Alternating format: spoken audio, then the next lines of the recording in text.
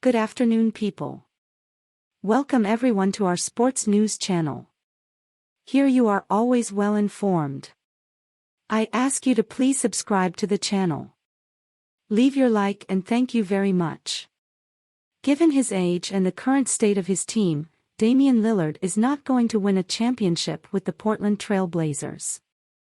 But with every turn in the will he or won't he saga that plays out in interview clips and coded messages on social media, Lillard moves one step closer to locking up a different title, the NBA's most annoying player. Dame time was must-watch television when it meant swishing 40-foot shots in the playoffs. Lately, it's got a different connotation. It's time for Lillard to say what he means and mean what he says about his future with the only franchise he's ever played for. Enough already. Lillard, who turns 33 in a couple weeks, is at a career crossroads. His first 11 seasons in the league have produced some excellent basketball and a couple good playoff runs but no real chances to win a title. And with Portland drafting Scoot Henderson at number 3 overall, unable to find a suitable trade that would net another ready-made star, the reality is that it's time to pivot toward a plan that might make the Trail Blazers contenders by the time Lillard's prime is long in the past. Lillard, commendably in many ways, has been firm over the years that he wants to stay in Portland and be forever associated with that city and team. That has put him in stark contrast with a litany of stars in the last decade who have demanded their exit from circumstances they didn't like regardless of contract status. But gauging by the comments Lillard has made in various interviews lately or the messages he's laundered through unofficial spokespeople in the media, it is clear that he's wavering. And the way it's playing out publicly is unbecoming of a player with a reputation for being a grown-up and consummate professional. In the days and weeks leading up to the draft, the Lillard speculation was somewhat tolerable. The Blazers were in a unique position with the number 3 pick, an asset that seemed to pretty clearly give them a choice of two paths.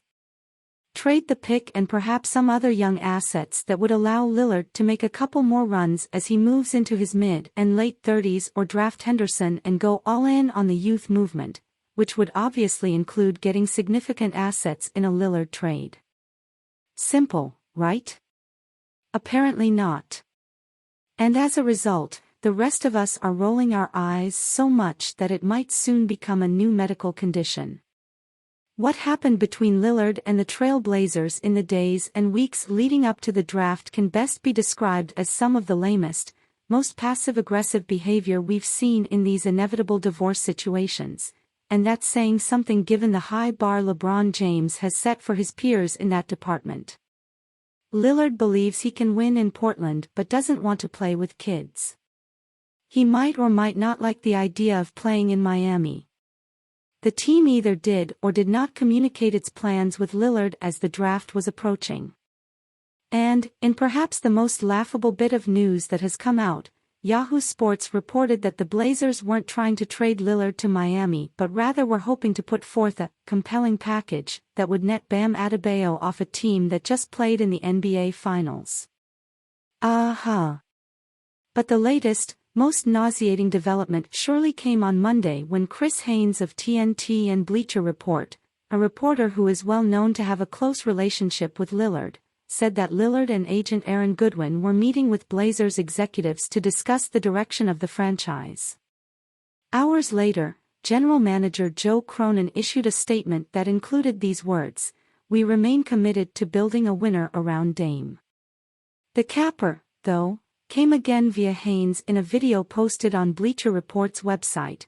He doesn't want to be on a team that's just stacked. He doesn't want to have a team where it's just 3 all-stars or 3 superstars and they go and battle that way. He just wants a team that has a shot. Will someone in Portland please be the adult here? Lillard has been one of the NBA's best players for more than a decade, but whether he wins a championship or plays on another really good team just isn't that important in the grand scheme of things. He's not some kind of martyr if he stays in a small market his entire career and settles for one conference finals appearance in 2019 as the apex of his run.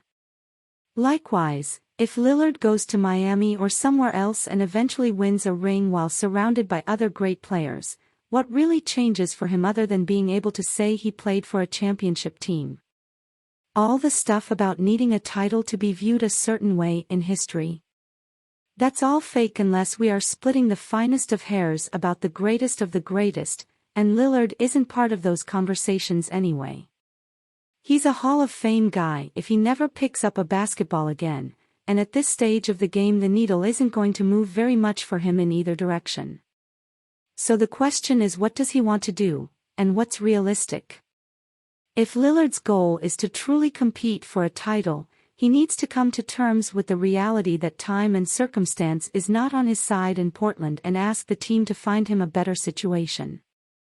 If his goal is to leave a legacy as Portland's forever king, then he needs to be all in on the idea that the Blazers might be ready to compete in important playoff games again when he's on the other side of 35. Either way, it's up to him. But he needs to step up to the plate, stop the double talk and make his intentions known. Lillard has spent most of his career as one of the NBA's most admirable players, but this interminable limbo has been a decidedly ugly look.